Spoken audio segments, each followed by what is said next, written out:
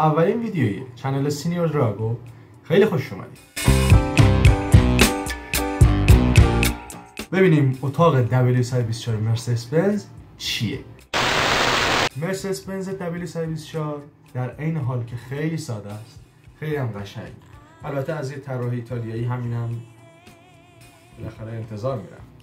خب مرسدس بنز W124 خیلی موتورها روش بود، از موتور 2000 تا موتور 6000. موتورهای 4 سیلندر مرسدس بنز 124 دو تا کد دارن، M102 و M111.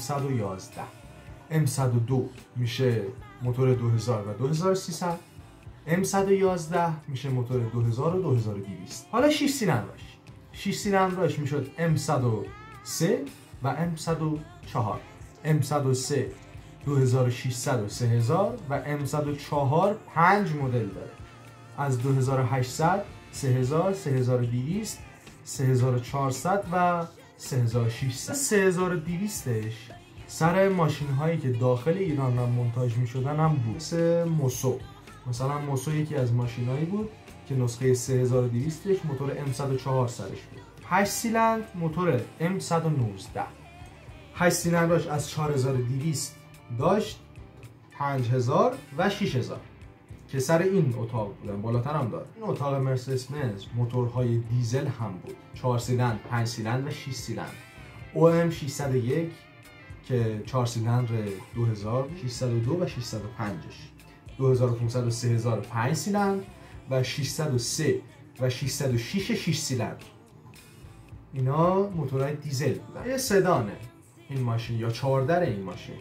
اتاق W124 مرسدس از نوامبر سال 1984 تا جولای 1995 تولید شد. یه کوپش از 1987 تا 1996 تولید شد، از آوریل 87. یه استیشنش از اکتبر 1985 تا ژوئن 1997 تولید شد. 96. این ماشین همونطور که گفتم ایتالیاییه و آقای بورنو ساکو یا بورنو ساکو، حالا هر چی که میگن چون ساکو نوشته میشه. و غیر از این ماشین W210، W240، 311 و W126،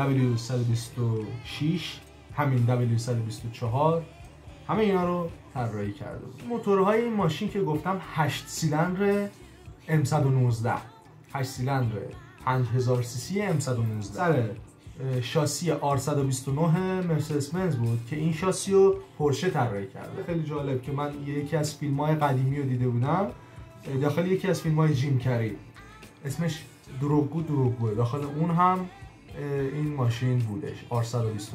موتور M119